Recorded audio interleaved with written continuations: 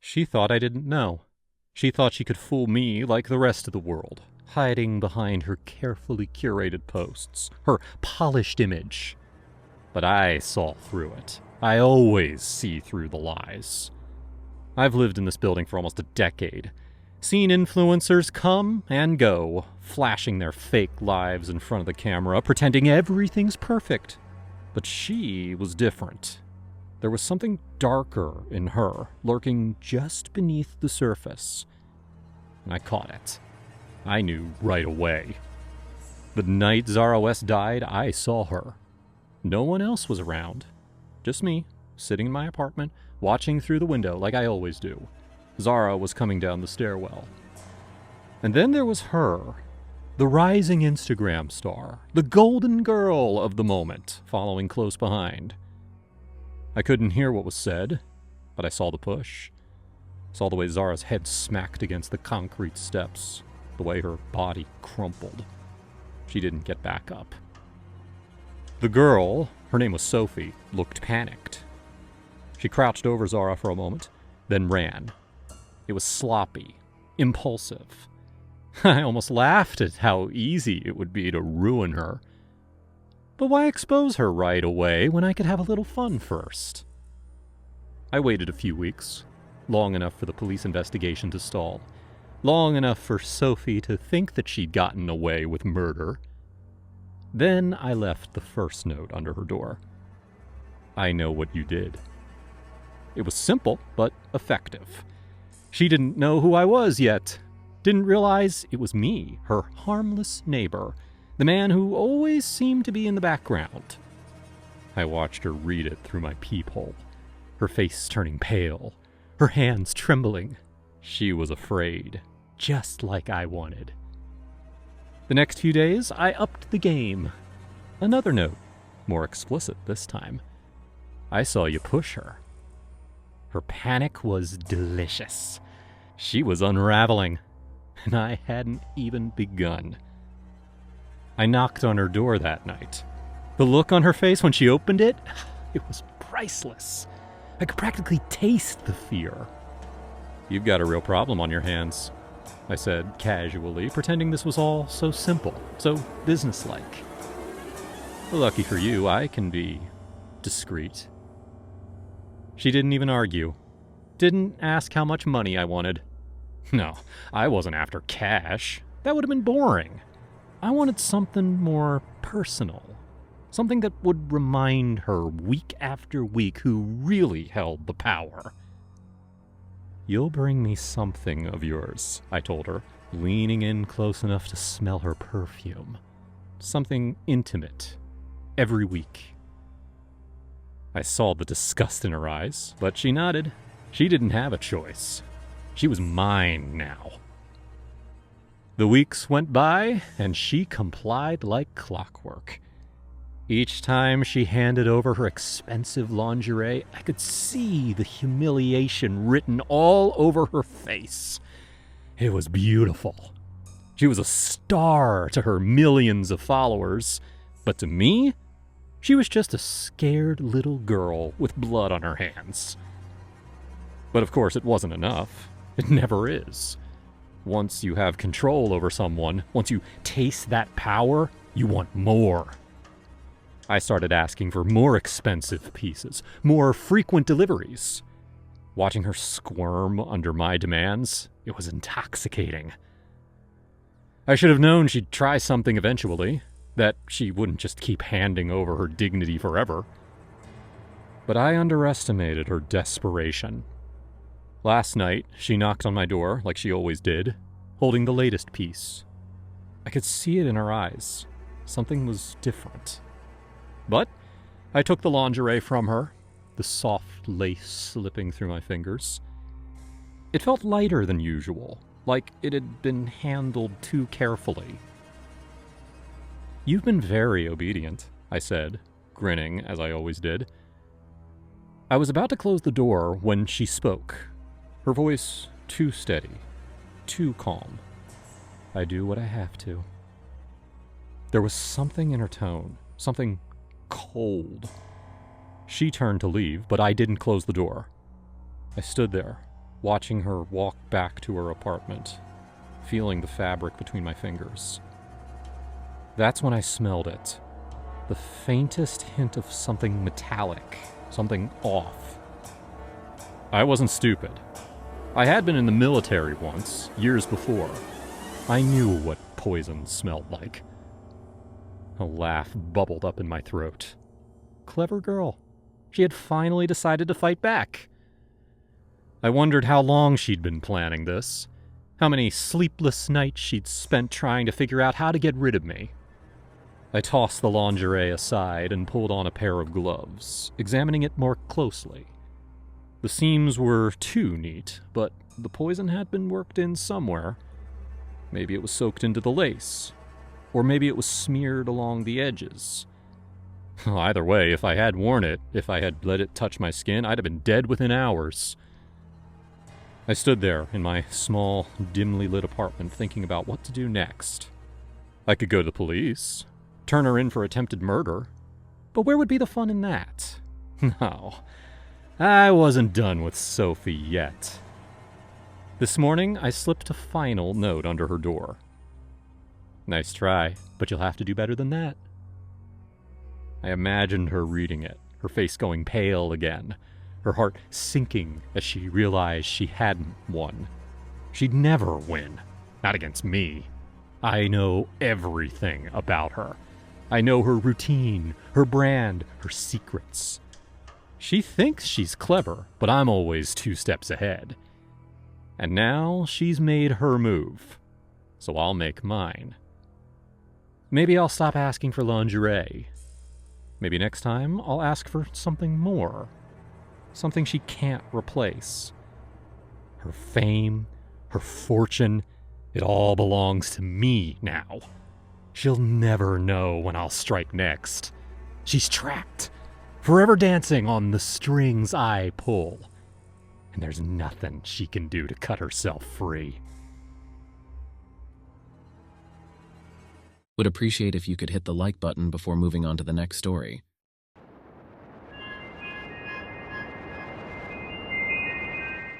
I had taken a week off from work so I could spend some time at the beach and recharge after a very grueling quarter. Unfortunately, there was a huge tropical storm on the day of my flight, so I had to cancel everything last minute. I still had a week off, so I decided to do a little staycation. I didn't tell anyone that I was still in town. With or without the beach, I needed my alone time. On my first day of vacation, I caught up on household chores and watched some movies.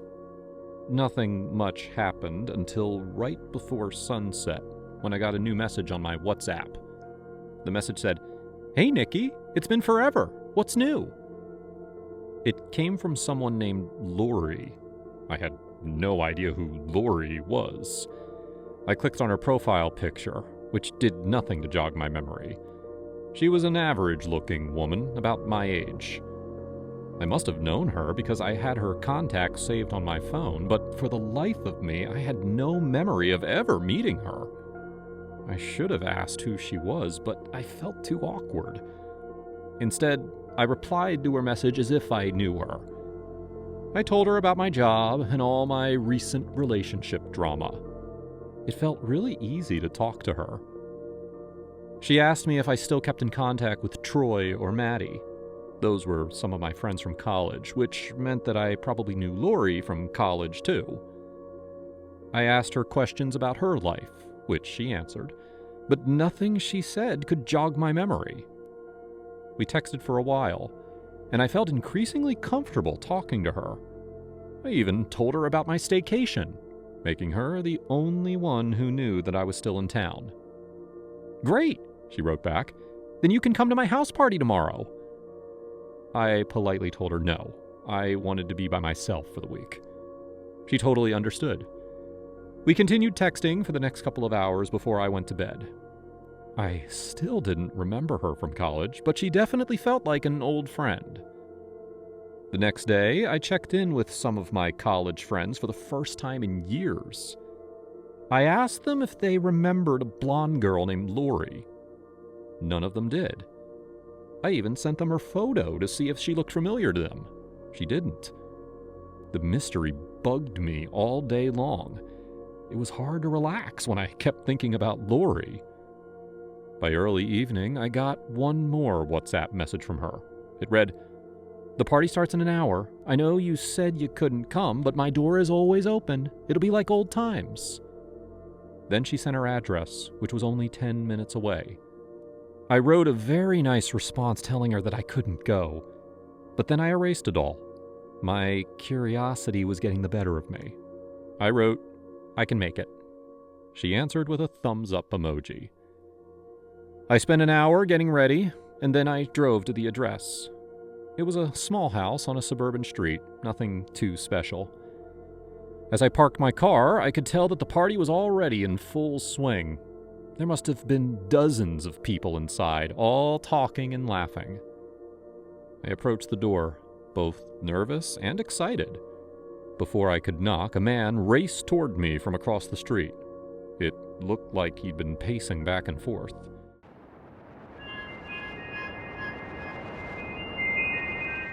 "You going to Lori's party?" he asked. "Yes," I said. "You're coming in too?" "I was going to," he said. "But I have to ask you, how do you know Lori?" "We're old friends," I answered, somewhat evasively.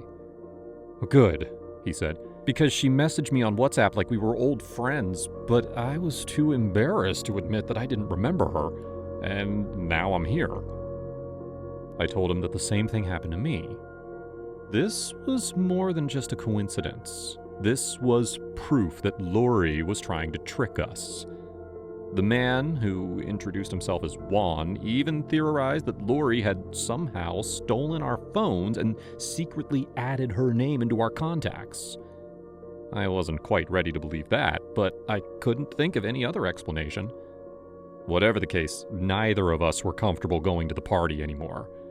We were both still so curious, though, so we found a hiding place in the bushes outside her house where we could see into the window.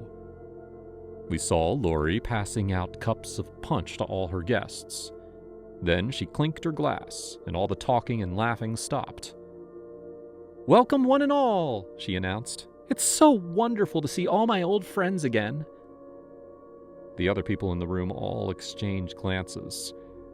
I couldn't be certain, but it seemed like they were all as confused as I was. Lori must have used her WhatsApp trick on all of them, too.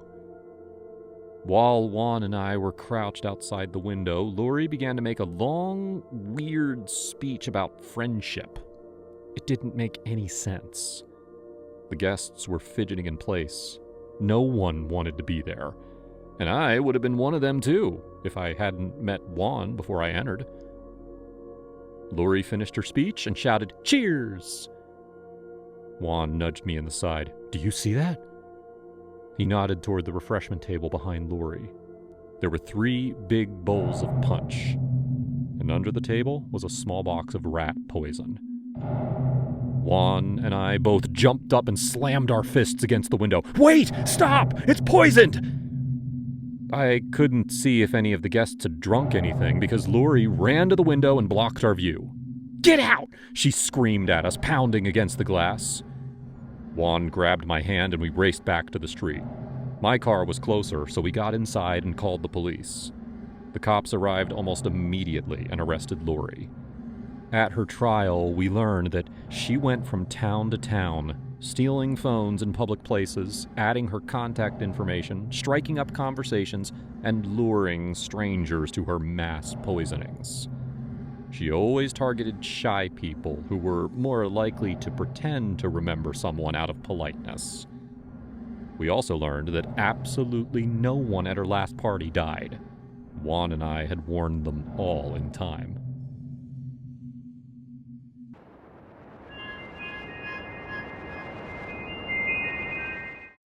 The offer had been too good to pass up. I was desperate, on my last legs after losing a major client, and the house had popped up on my radar at just the right time. It cost half the rent I was paying in my old place, and the building was a beautiful Victorian structure that wouldn't seem out of place in a period drama. I answered the ad, and within the week, all the contracts were signed, and I was ready to move in. The ad had mentioned sharing the space with 2 other tenants, but I didn't meet either of them until a few days after I had officially moved in. I also found a strange note waiting on my nightstand. House rules. Keep your door locked at all times. If someone knocks on your door, do not answer it. I figured it was one of the tenants playing a joke on me and decided to toss the scrap of paper into the bin, thinking nothing more of it as I unpacked my belongings into the space. The house was old, and there were traces of damp in the corners, but for the price, I could hardly complain. I met the first tenant while I was returning from a grocery store run, trying to shoulder through the front door with 2 large shopping bags. He was an older man, with straggly gray hair and wide eyes that always seemed to be darting everywhere. "Did you get the note?" he asked me as soon as he saw me, hardly bothering to greet me or introduce himself. I stared at him. Sorry? "The note!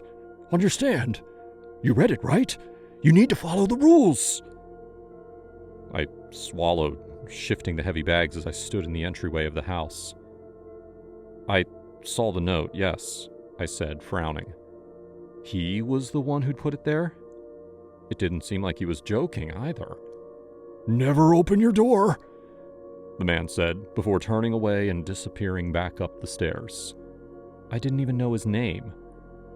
I dismissed the odd encounter and began putting my groceries away.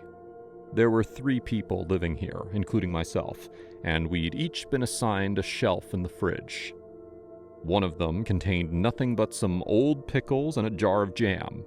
The other was completely empty. Mine was the only one with actual food on it. I met the second tenant as I was heading back up to my room. Though, perhaps, met is a stretch. I noticed as I was walking along the landing that the door on the left was partially ajar. A face, half obscured by darkness, was peering through the gap. When I noticed the figure, I jumped, and the door quickly slammed shut, the lock turning on the other side. It had only been for a second, but I was certain the face belonged to a woman. When I walked past her room, my nose twitched at a strange and rather unpleasant smell, though I couldn't figure out what it was. I didn't see either of them again over the next few days, though about a week after moving in, something strange happened.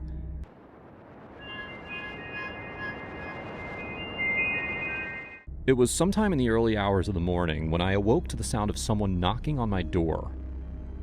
I sat up in bed, still groggy from my sleep, and turned to face the door. The frantic rap of knuckles against the wood continued, rousing me completely awake. Climbing out of bed and shivering in the cold air, I began to reach for the handle when something tugged at the back of my head. A torn note left on my nightstand. "If someone knocks on your door, do not answer it." I pulled back my hand, swallowing nervously. Who would be knocking at my door at this time anyway? Well, instead of opening the door, I called out, "Who is it?" Immediately, the knocking stopped. The silence fell heavy around me. Then, as my heart lurched into my chest, the handle began to turn. For the sliver of a second, a panic thought crossed my mind. Had I locked the door before going to bed? I couldn't remember. But if it was open, then whoever was outside was about to come in, and I wasn't sure I wanted that. I grabbed the handle and twisted it the other way, stopping it from opening. "Who is it?" I called again, but nobody answered. Was it one of the tenants? The old paranoid man, or the strange woman? Or was it someone else completely? But that was impossible. No one could get inside the house except for the 3 of us and the landlord. The stranger on the other side kept trying to turn the handle, but I held it in place, my heart thudding wildly in my chest. On the other side of the door, I thought I might have heard a heavy, raspy breath. Or it could have been my own wheezing gasp as the handle was finally released, and I hastily slid the lock into place when I realized it had been open after all. I pressed my ear to the door and listened, hearing the soft creak of retreating footsteps. I didn't hear any doors open or close.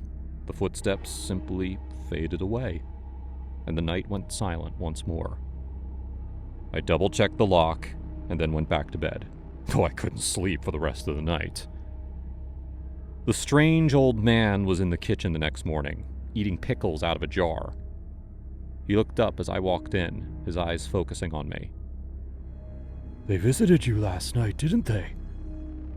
I froze, my throat tightening as I recalled the stranger outside my door. Who did? Who was that? The man cracked a wizened smile. "Nobody knows who they are, but the last tenant who let them in went missing. Nobody ever saw them again. But as long as you remember the rules, you'll be fine." I decided to do some research into the house and its previous tenants, and what I found made my blood run cold. According to an article I found online, a man by the name of Thomas Ingle had gone missing a few months ago, with his last known address the very same as the building I was living in. Nobody knew what had happened to him, and a body was never found. Whether or not his disappearance really was related to the person who had tried to get into my room last night, I didn't want to risk it. The peculiar tenant should have been a warning enough that staying there wasn't a good idea. That same afternoon, I packed up my things and left. I had a friend who offered to let me crash for a few days until I found somewhere else to live. Even if the rent was cheap, I wasn't desperate enough to risk ending up like the last person who'd rented there.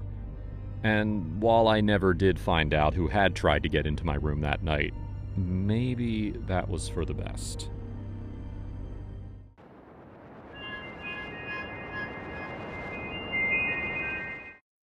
My girlfriend, Alicia, and I had been renting an apartment for a few months before we met the landlord. It was a nice place in a nice area, and the landlord had seemed amicable enough during our phone conversations, though we'd never actually seen each other in person due to him living further away. The apartment itself was situated in a fairly quiet part of town, and although we hadn't made many friends in the area, we had settled in well enough and planned to stay for a while, so long as the rent didn't increase too much. One afternoon, a couple of months after moving in, there was a knock at the door.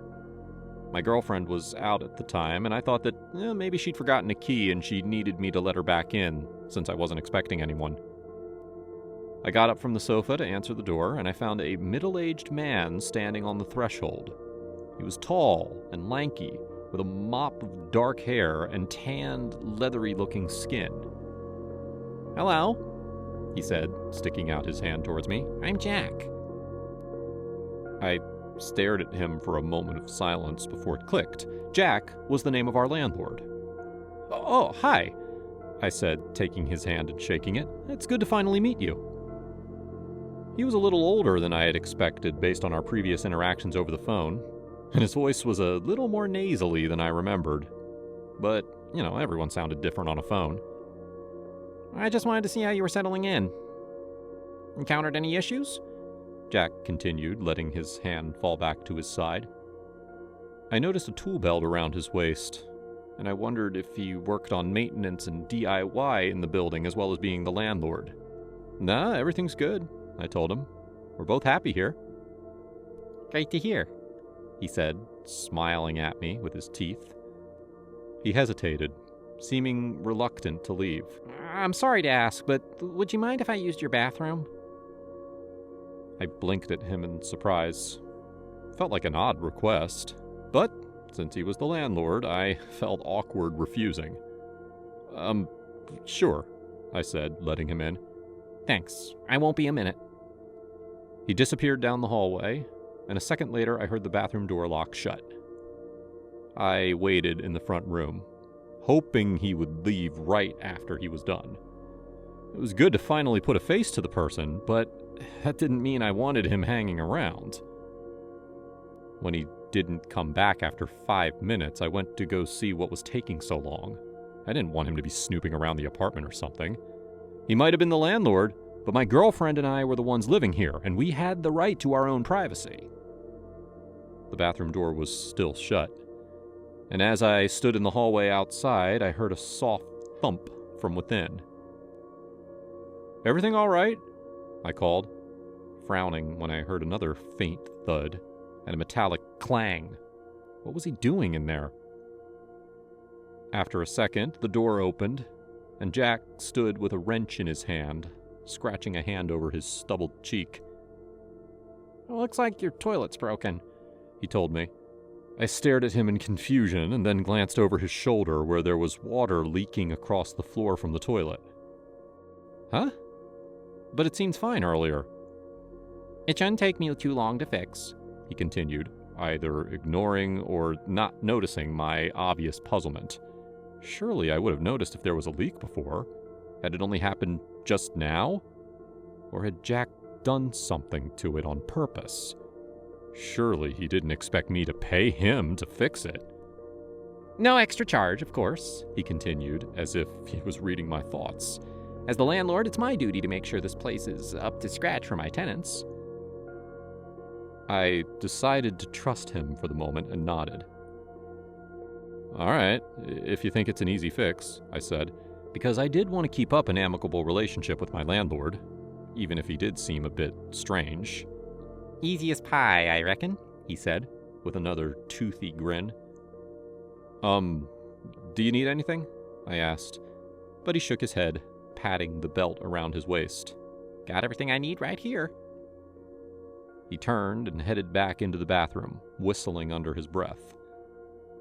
I stood in the doorway for a moment longer, until he shot me a pointed look, as if he didn't want me to watch him fix it.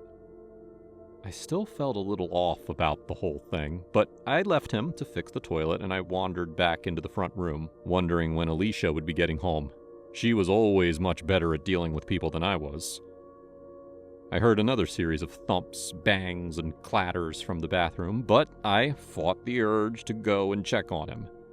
He knew this place better than I did, so I had to put some trust into the fact that he knew what he was doing. Alicia turned up about 10 minutes later, while Jack was still working on the toilet. As soon as she heard the noises from the bathroom, she shot me a confused look.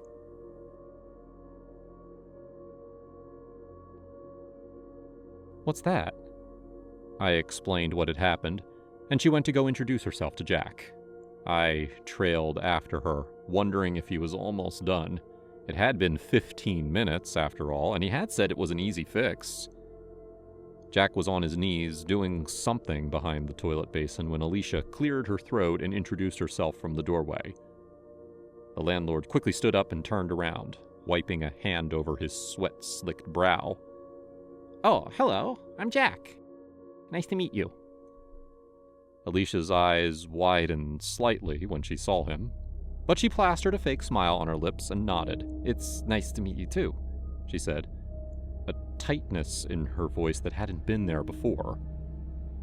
I observed silently from behind her, wondering why she was acting so strange. Did she recognize him? She caught my eye with an unspoken message, and I cleared my throat. "We'll leave you to get on."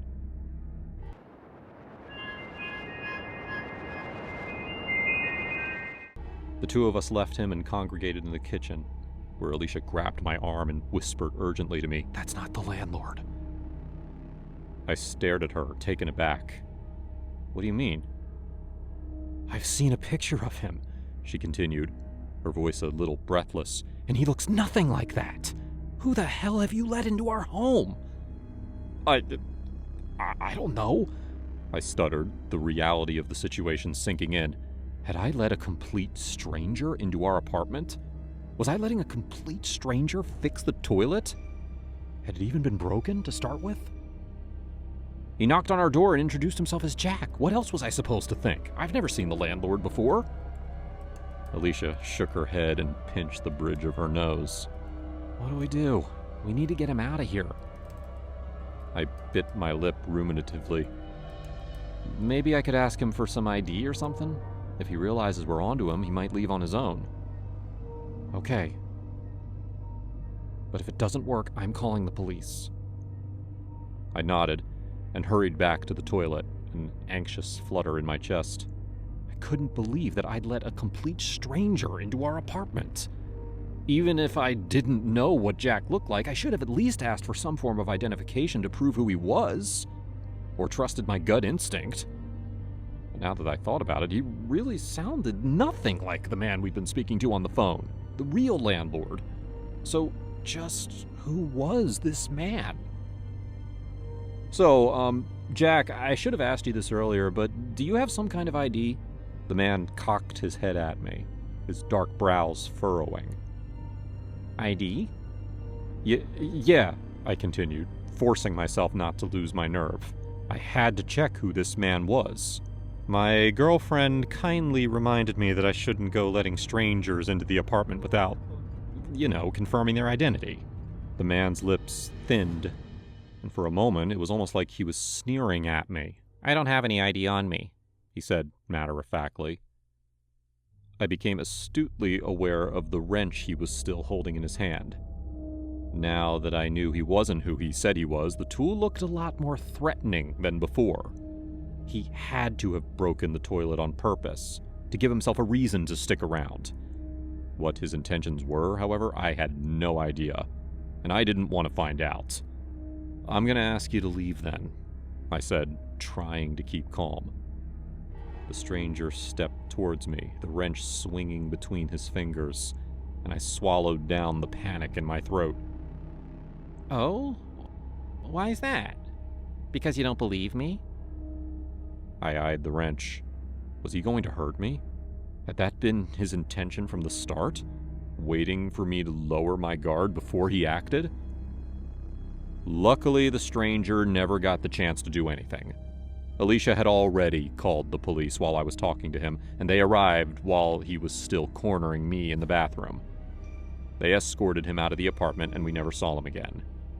After that, I was a lot more wary about letting people into the apartment.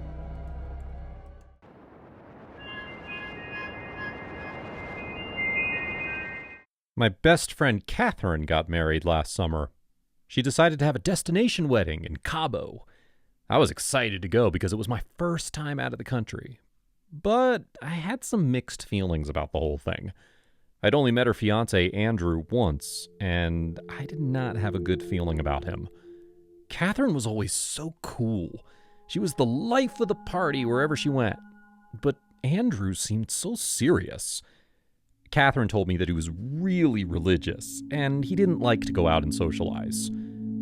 I worried that she would change her whole personality to make him happy, and I didn't want that to happen. She promised me that he was a good man. She begged me to give him a chance. But after that first meeting, I never even got to see him. Whenever we planned to get together, Catherine would always cancel at the last minute. I barely saw her for months until I got that wedding invitation in the mail. I was upset that she planned the whole thing without me. Ever since we were girls, we always planned on being maids of honor in each other's weddings. But I guess she decided that she wasn't even going to have bridesmaids or a bachelorette party. She said she wanted to keep it small. The weirdest thing was that none of our other friends were invited. She said that I was the only non-relative going. Honestly, the whole thing felt weird, but of course I congratulated her and told her I'd be there. When I got down to Cabo, I checked into the beach resort that Catherine picked out. The place was so nice. It was right on the beach and really secluded from all the touristy places in the city. Catherine chose an amazing hotel, but I was kind of sad that none of our other friends were there to enjoy it. After I checked in, I called Catherine to say that I'd arrived. She told me to meet her and Andrew at the pool. When I got there, she was sitting on a lounge chair with Andrew and another guy who looked a lot like Andrew. She said his name was David, and he was Andrew's twin. He was pretty handsome, but he also had the same serious expression as his brother. They both were dressed in loose, white clothes. And I realized that Catherine was trying to play matchmaker between me and David. I tried to be nice, but I really wasn't interested. After a while, Andrew told Catherine that they needed to get back to their room. They left me and David alone. Like I thought, it was a total setup. I can't tell you how mad I was. This was a wedding. It was supposed to be all about Catherine. I did not want to be set up with her creepy fiancé's creepy brother. no matter how good-looking he was. I tried to be as polite as I could, though. I asked him questions about his family and his job, but he kept bringing the subject back to his weird church. Honestly, it sounded more like a cult than a church. I told him I'd rather not talk about religion. And then he got quiet and mumbled something about hell under his breath. I'm pretty sure he said, "This is your last chance." By that point, I'd had enough. I told him it was nice to meet him, and I stormed off. I knew that this wedding was going to be a disaster, but that wouldn't stop me from at least enjoying the scenery. I started walking along the beach, and I noticed something weird. All the other people on the beach were wearing the same loose white clothes as Andrew and David. My jean shorts and red shirt really stood out. And all of those people were staring at me. None of them smiled. Still, I ignored the creepiness and walked along the water. I really tried to enjoy the view, but those people just would not stop staring. Eventually, I had enough and went to my hotel room. That night, Catherine knocked on my door. We talked for a while, but she kept asking me what I thought about David. She even joked about changing plans and having a double wedding tomorrow. I told her I wasn't interested. She got this offended look on her face and said, "You don't have a lot of time, you know." "Are you saying that I'm getting too old to find a husband?" I asked. This turned into an argument. The first real argument I had with Catherine since we were kids. It was awful. I had no idea why she wanted to push me and David together. And she eventually apologized and left, but I was so angry that I couldn't sleep the whole night.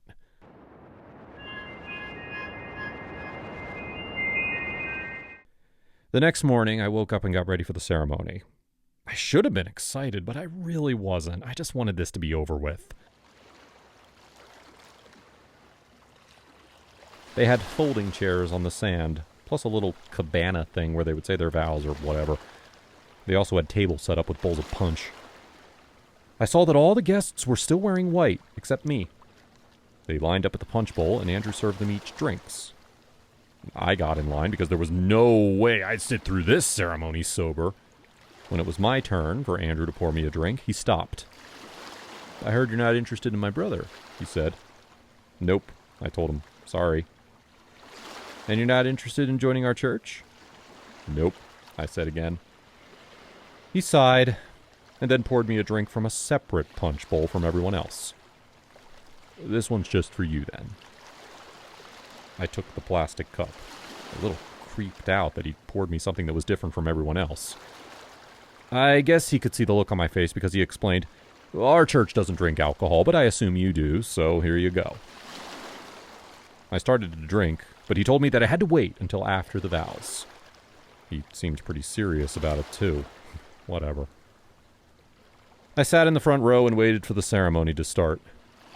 Music began to play, and Catherine stepped out of the hotel, wearing a white dress that really didn't stand out next to all the other white clothes.